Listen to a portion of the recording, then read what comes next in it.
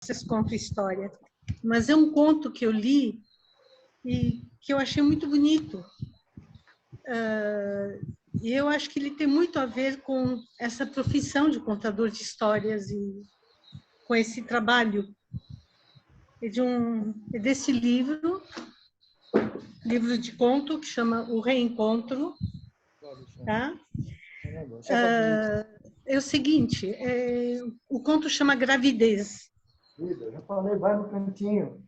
É a história de uma menina, de uma mulher, moça, que é meio tímida, meio acanhada, e ela mora num prédio onde ela quase não conversa com ninguém.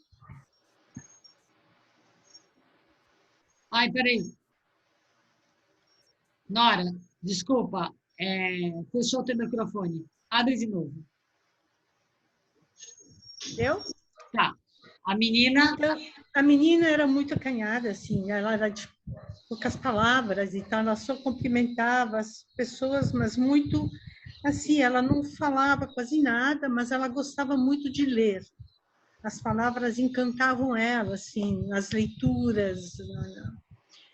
E ela nunca comparecia numa festa de prédio, uma confraternização. Eu conhecia todo mundo assim mais por cima, né? E um dia ela percebeu que estava grávida, estava engordando e estava grávida. E ela ficou apavorada que as pessoas fossem perceber, que fossem julgá-la, né? Então, ela já era magrinha, mas começou a se enfaixar, e usar vestidos largos para ninguém perceber. E ela ficou desesperada, porque ela ficou com medo que as pessoas soubessem, né? E ela ficou meio assim, falando com o filho dela por dentro, como que você me vem agora, né? Isso não é um bom momento. Às vezes ela ficava com raiva, às vezes ela ficava com muita alegria de ter esse filho, conversava com ele internamente, ia no parque, via as crianças brincando, mas nunca tinha coragem de falar com as crianças, interagir com elas, né? E ela ficava imaginando como seria a vida dela com uma criança, né? E ela via que engordava e ela se enfaixava cada vez mais. Um dia ela foi na padaria e uma das vizinhas encontrou com ela e falou: puxa, você engordou. Aí ela entrou em desespero total, né? Ela foi para casa e se enfaixou mais ainda e ficou com medo de sair de casa, para ninguém perceber que ela estava grávida. E o tempo foi passando, né? E ela nada ninguém percebe, ela praticamente não saía mais de casa e se enfaixava cada vez mais, lia muito e não se comunicava com ninguém, com medo que percebessem, né? E um dia a vizinha, essa mesma que viu que ela engordou, abriu a porta dela, bateu na porta, entrou, e ela deixou entrar, mas ela foi sentar no sofá, a moça, e direto, sem uma palavra, a barriga dela estava enorme, já estava quase já explodindo, né? E viu que ela não só estava olhando para o longe e ela não queria conversar, não queria interagir com a vizinha, né? Então a vizinha percebeu, pegou e foi embora.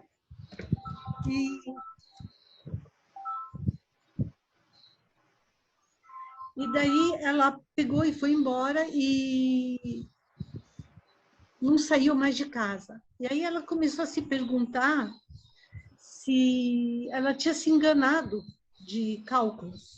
Se realmente ela falou, não é possível, já fazem 9 meses, mas parece 11 meses que já se passaram. Enfim, ela ficou um tempão sem sair de casa, até que essa vizinha ficou preocupada, chamou os outros vizinhos, que chamaram o zelador falou, vamos chamar a polícia.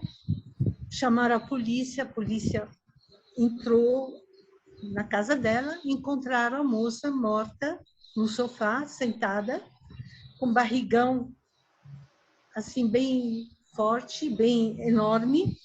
E o policial falou, olha, eu acho que, não sei, vamos chamar um médico, a ambulância já, para ver como é que está o bebê, né? Chamaram a ambulância veio, levou o nenê, levou a moça e falou, acho que o nenê está morto. Então, levaram ela para autópsia, né? E o diretor falou para o médico legista, assim que você tiver notícias, por favor, me diz como é que está o neném, como é que você encontrou o neném. Aí o legista volta e fala, olha, seu diretor, tem uma coisa muito estranha. Assim que eu coloquei o bisturi, não tinha neném, tinha um monte de palavras, palavras que se soltavam, palavras que encheram o quarto de palavras, né? Mas estavam todas mortas, elas estavam mortas por sufocação, né? Então, elas morreram de tanto ser enfaixadas, né? E eu achei que tem tanto a ver com o trabalho que vocês fazem, que é tão lindo de contar, botar essas palavras para fora, que eu achei linda, linda, linda. Essa história dialoga com a história que eu contei. E Sim, depois de 9 eu pensei meses, nisso. as histórias Quando... nasceram do ventre daquela mulher junto com aquela criança. Isso. O Na que hora que você contou, eu pensei nisso. Você já tinha pensado nessa história para hoje?